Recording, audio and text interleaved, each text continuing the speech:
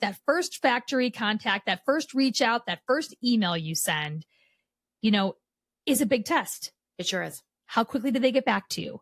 With how much information, even the tone of the way that they get back to you. I love my factories that are like cheerleaders like me, like, oh, it's so great. How was your day today? It's so nice to hear from you. We're so excited about this idea of this new product. We'd love to work with you. Here's more information. Like, how much are they willing to give versus like, thank you for your reach out.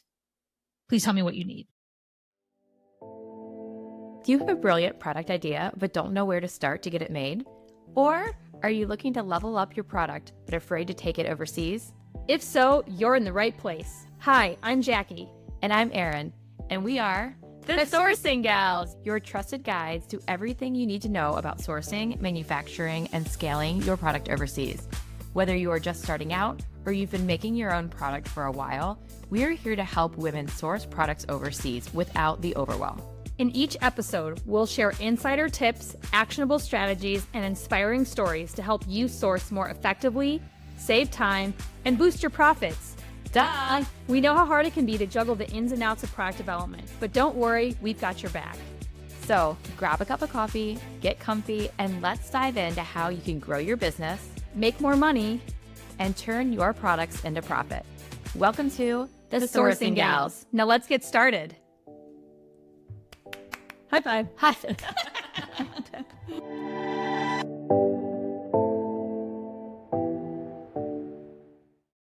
Welcome to this episode of The Sourcing Gals. We are talking about something that is a big mystery in the land of sourcing today, which is how do you vet? How do you determine if a factory is legit before sending them all your money?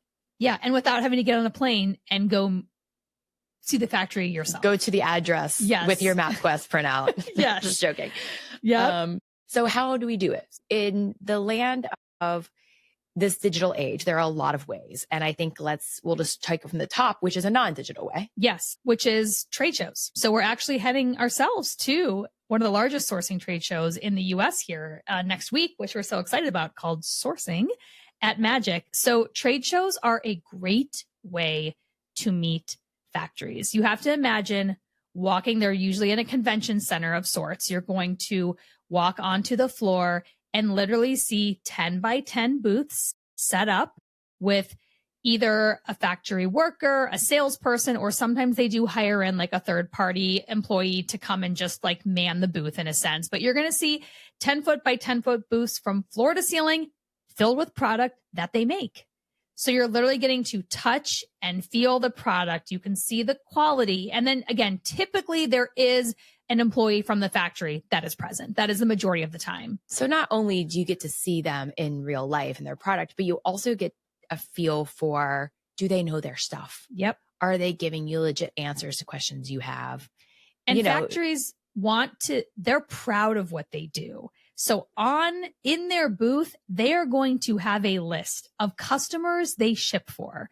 And a lot of those are some of the big customers that you will know, whether it's the Costco's, the Walmarts. And when you also see these big companies that they manufacture for, you know that there's a certain level of compliance and regulation that they're also adhering to. And many of them will even have posted in their booth all of their certifications, all of their third-party accredited audits that, again, they are proud of these things. They're not wanting to hide who they are, what they've accomplished, who they've served. So my favorite way to meet factories, and to be honest, the majority of how I meet factories is actually through trade shows, especially when you're able to look and touch a product, because you might have two accessory vendors side by side in a booth, and you can go look at the exact same item. Let's just say a headband, for example. And booth A will have a headband, and you can tell that headband is a Walmart, Target, your down and dirty priced headband. They're going to give you a price accordingly.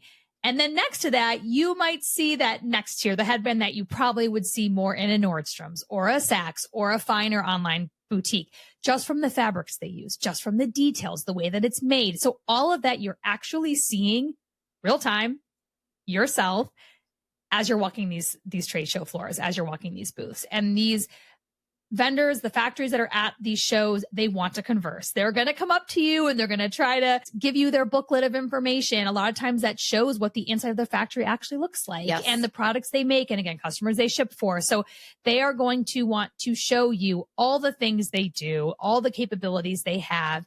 And you will be overwhelmed in a good way with the amount of options you will find at these trade shows. And it's a good point you made that you can touch and feel the product, but you can also talk to them. You can ask them questions, because you would get a really good sense at a trade show if a vendor was willing to break outside of their normal product, how flexible they are. If they're like, no, we only make headbands like this, then you'll know that your innovative headband idea may not be a good fit for them. Yeah. So you'll get a feel for what their capabilities are in terms of how much they're willing to stretch out of what they're showing in that booth. And I think what, again, defines a trade show for me, what I love so much is being able to actually touch and feel the product. Because I will say there was an accessory vendor that I met at a trade show, and they made the most beautiful trend decks.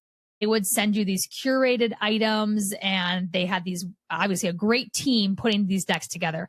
But whenever the product came in, it was just a little less, it was subpar. Now, it was the price point and the quality that worked fine for some of my big box retailers, right? But it was underwhelming. But it was, so I remember going and seeing them the first time at the show, and their entire booth was that. And I was like, okay, I get it. They're saying they understand the trend, but the way that they make their accessories is meant to be price pointed. It's meant to be a cheap and cheerful item. So they're not the best vendor for me to go to and try to say, hey, I know you make headbands for Walmart, but I really need you to start to find this elevated linen, right? It wasn't worth the time. I'd rather need hand beaded. Exactly. Like I'm going to go to the vendor in India who's showing me hand beaded headbands for that. Right. So you get to see it all, right? Which I think is invaluable, like so worth your time and effort and energy. If you are in the process of either looking for a new vendor, and that's apparel, that's accessories.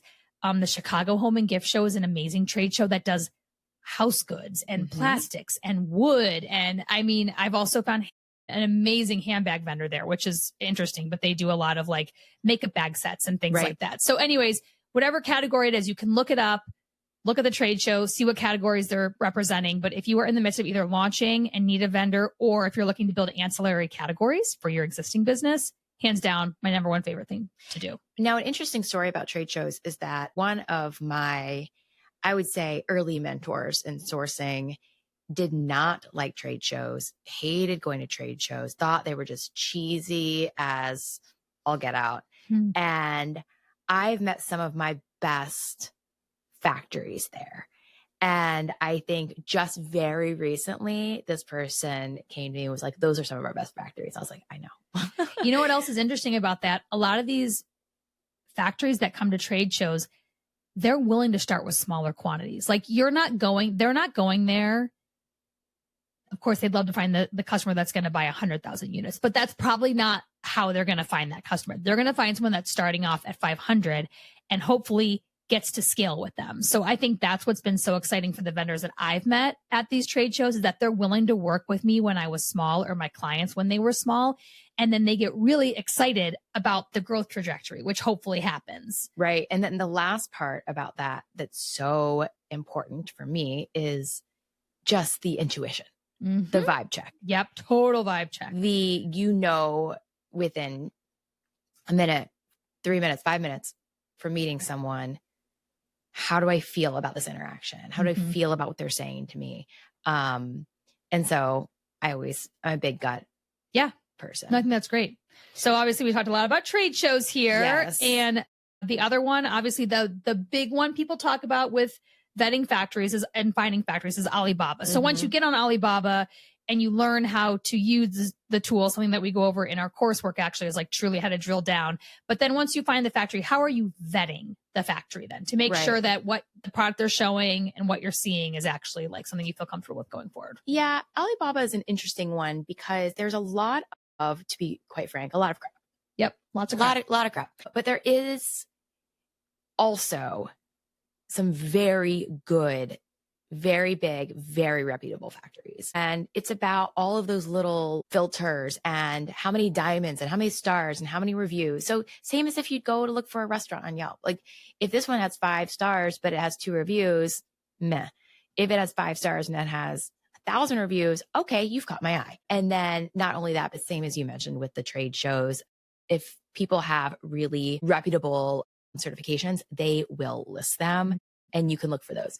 And if you don't know what the certifications are that you should be looking for, you can even ask ChatGPT. Just say, if I'm looking for a new factory, what types of certifications? There's like ISO 9000, there's SEDCO. I don't know. I made that one up. SCD, something like that. Yeah. And it's different for jewelry versus apparel. We have BSCI, versus organic goods. There's like a lot of different types of certifications, depending on if you're going down to the yarn level, the fabric level. So again, chat will totally be your partner there if you just ask them for the category that you're in, what you're looking for. But yes, you are right. On Alibaba, they will show those certifications. A lot of times on Alibaba, they will show their factory. They'll show the inside look of their floor and their employees. And they'll talk about if they have any extra things built in for their employees, like a daycare center or a doctor's office, right? Like, again, these are things factories are proud of if they have them. And it also might help you delineate between some of the bigger factories, right, that can do those things versus smaller factories. So I think the filters, the checks, and then again, even just their communication right out of the app, like how on it are they? How responsive are they? How willing are they to share this information? So sometimes those certifications, it might just list it as certified, but you should be able to ask them to send you the true certification, like the PDF that actually goes and it will show you their grade, their letter grade, literally for social compliance, for factory cleanliness, for hours and labor. Like it breaks it all down and you don't really have to know. You can even, again, upload that to ChatGPT and have it explain to you, like, what are the pros and cons with this factory? Like, show me, because you might see in some of those certifications, which is probably a whole nother podcast, like you might see a couple, they're basically ranked like your school grade, A, B, C, D, E, F, or A, B, C, D, F, I think. And you might see a D and get really scared, but there's also some nuances to that. Sure. I had one of my actual best factories provided amazing stuff for like really high end accessories companies. And they got a really low score on something. And it was the location of one of their egress doors was like a foot off from where the egress door would be best. Yep. And I was like, okay, that's okay. I'm okay with that. Yeah. You keep that egress door. We're going to keep doing business together. Yes. But meanwhile, they had a full garden, which the owner tended and would cook dinner for everybody once a week using stuff from the garden. But yet the egress door. Yes, exactly. So they were great people, a wonderful factory. But ChatGPT would have probably told me like, this is an egress door problem. Yes. And then I think a lot of them will have websites on there that you can go and click on and see what their show. It's like a virtual showroom. Like see what the showroom looks like. See how they've curated it, pulled it together. I mean, if it looks pretty janky and not super reliable, then maybe you don't want to vet that further. You know, maybe that's a red flag right there. But if it looks like a well-run company, right? They have a website that looks like there's maybe someone, they actually have a marketing team member, right? Or they've taken the steps to make their company look professional. All those things are green flags. Right. I agree, because you can't have like a shack out back and then take these like great photos. It's not going to work. But. Yeah. And actually segueing into the next thing. So we talked about trade shows, talked about Alibaba and other, there's other search engines out there that can find you factories. But I think then diving deeper, I kind of mentioned it, is the communication piece, right? That first factory contact, that first reach out, that first email you send, is a big test. It sure is. How quickly do they get back to you? With how much information, even the tone of the way that they get back to you. I love my factories that are like cheerleaders like me, like, oh, it's so great. How was your day today? It's so nice to hear from you. We're so excited about this idea of this new product. We'd love to work with you. Here's more information. Like, how much are they willing to give versus like, thank you for your reach out. Please tell me what you need. Like there's some of that. Always, one of my first questions is always, do you have a factory profile? The factory profile, if you reach out on an email, if you find someone through, any random way, will have a lot of the information that's on Alibaba, but it's just in like a PDF. You can kind of see like how many workers they employ, how many units they do in a given year or month, what certifications they have, pictures of their factory, what their address is, all of that data. If any factories ever very hesitant or won't send me their factory profile, I'm like, something's amiss. Yeah. And I love that actually about their unit capacity. So that is something, depending on where you are in your product journey, if you know you are at a point where you are looking at scale, right? You are looking to scale something large. Understand how many units they are actually, let's say it's a cut sew item. They will say that we produce 100,000 cut sew units a month. Okay, that's awesome. That's a high capacity factory. Or there might be some that say they only have currently 3 sewing lines operating, 10,000 units a month, right? And you have to think, okay, is that going to be the factory that will scale with me? And a lot of times factories will build more sewing lines if you actually have consistent business to give them. But Right. it is a good filter to understand the size and scale of the factory you're in communication with purely just by how many units a month are you shipping and to where. And bigger isn't always better. Sometimes 100%. it's a huge company, you're going to be just kind of lost in their stack of papers, or they may not have enough daily account reps to reach out. But I think that it's something to look at. There are factories that I found on Alibaba before, and it's been like 13 workers. And I'm like, this seems a little less legit than what I'd like for this project. Like, I know that I'm going to need to place a few thousand unit order, and 13 workers is not going to cut it. Yeah. So, and that's stuff you learn as you go, but it's just always things to keep an eye out for. Definitely. Let's say you can't go to a trade show. You can't see the product in person. So you've had to go to Alibaba or some other platform, find the factory that way. You've done the filters, you've looked at their compliance, their images all look great, communication seems solid. Next, you would be request some samples. Right. If you have not actually been able yet to see, touch, feel what they're showing, because as I mentioned before, photos can be one thing, actual samples can be something totally different. So next you would go to, and not your own custom sample, existing samples, quality of work that they've done for other people. Yeah. Say, do you have a catalog of work? And you can select a few things from the catalog and ask that they ship them to you. Or if you do have something that you want to have them make on your behalf, you can do that too.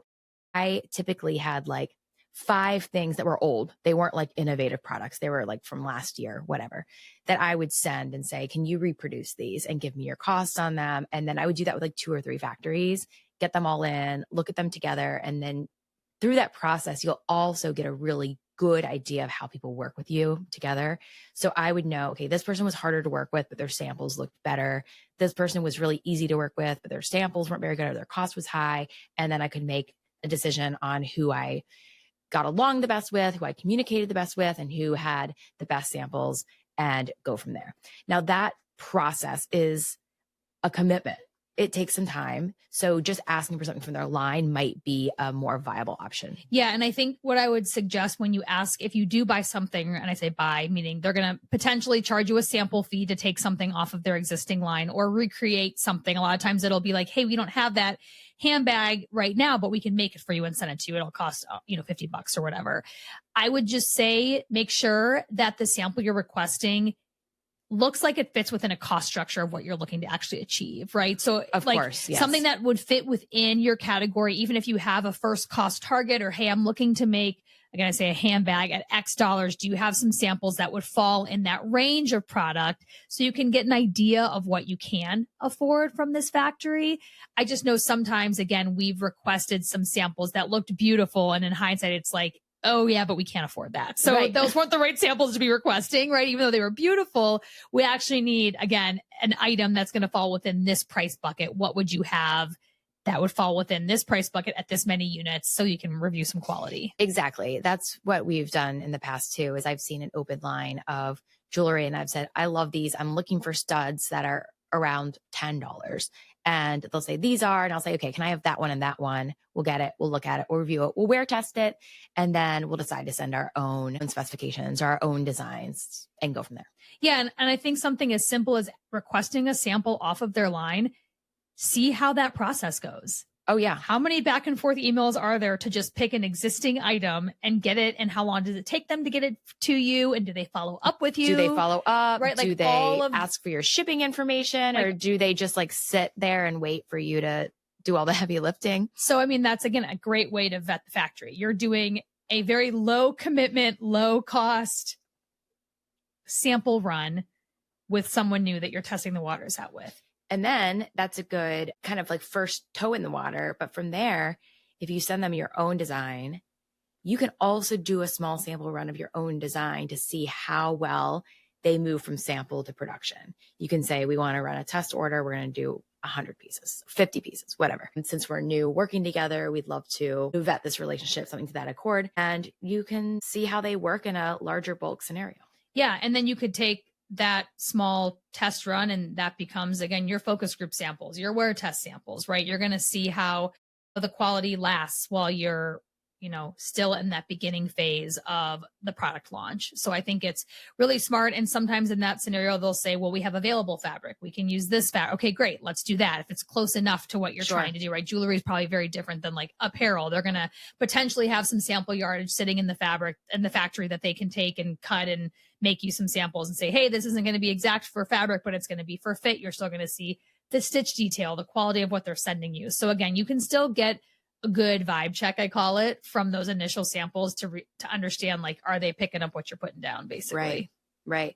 And with all of those things together, you're going to get a really good idea if the factory is a good fit for you. If they're a good factory, if they follow through, if they have appropriate workforce, all of the things. But one, I think, big thing to mention, we talked about it a little bit earlier, is definitely request any human rights audits to see if they have had those done, which basically just verifies they're not, hiring anyone below age, or they're paying their workers appropriately. They pay correctly for overtime, and everyone's being treated right. Yeah. So I think that's all information, again, the factory should be willing and gladly willing to share. Absolutely. And if not, you say thank you. Goodbye. Goodbye. That's where you end the conversation, move on to the next. Right. Absolutely. Well, so it can be done. 100%. Maybe I shouldn't admit this, but there are very few factories that I work with now that I've actually been to. Really, truly. I mean, I feel as if I've been there because I talk to them so much, and we will FaceTime and Zoom call. And actually, a lot of my factory owners now come to me. Mm-hmm. They come here to the States and say, hey, when can I meet with you? Like, we're going to be in town, or we're going to be at this trade show. So there's so many checks and balances now that you don't have to travel. Now, I say a whole nother podcast could be when to travel, because I think that's a whole different filter. And a lot of the big corporations, they're traveling a lot more because they're obviously doing millions of units at a time. So it is very good in relationship building to get to your factories and make those relationships. But I will tell you that starting out, and even, there are some factories that we are pushing, we're pushing hundreds of thousands of units with, and there just wasn't a need. The production was running smoothly. The relationship was on track. So you'd made face-to-face contact with the owners. Yep. Like, there was that level of trust. Yeah. And another little small caveat of that is that what we look at and we think as a wonderful work environment, and what's a wonderful work environment at a factory, are also two different things. So if you travel over there and see a factory, you could very easily be like, whoa, this is not great. But then it actually, for the standards of factories worldwide, is good. Mm-hmm. It's just different. Yeah. I think about how even like the toilets are so different. You have like the squatty potties. But if I walked into that factory the first time when I was just starting out my career, I would have been like, they can't even afford toilets, which is wild. It's just a different culture. Things are just different. Yeah. And that's okay. Yeah. But I will say, on the flip side of, just to counterbalance what I would just previously said, if you have a product and you are growing a relationship and your volume is also growing, there is also magic to be had when you do visit your factory. It definitely takes it to a whole nother level. So I don't want to dissuade you from visiting your factories, but I don't think it needs to be your first step. To me, I'd rather save the budget and go visit my factory once we're up, and because there's all these tools to now vet, right? So my thought is save those dollars, go visit the factory when you're at that critical point of scale, critical point of pivot. Sometimes production issues will make you have to go to your factory and work some things out face to face. But to me, that would be the real ROI on traveling to a factory, not necessarily to just find the first one. Absolutely. My biggest, my most impactful factory visits have been when I'm trying to figure out something very difficult. It's like very technical. We have to be in the same room, looking at the same thing at the same time together. And we figured it out. We figured it out in a day versus 2 months of back and forth email. And that's what I love it for. That, and then of course, shopping the markets and finding cool, unique, different things. So there's always great reasons to go. I'll hop on a plane and go to a factory in a heartbeat if someone will let me. But you're right. When you're starting out, when your budget should go to your marketing, to your product, to getting your idea off the ground, definitely find one of these other useful ways to vet your factory, to know who you're working with is a great fit. Awesome. Well, that was a lot of information. Wow. A lot of info, but good info. And again, hopefully this gives you the confidence to know that you do not need to travel overseas to find a factory. No. At all. So there's lots of great tools out there. So go back, reference the things we said. We also have some previous podcasts that talk about this. And if you're interested in really diving deeper on how to truly find and vet your factories, we have coursework.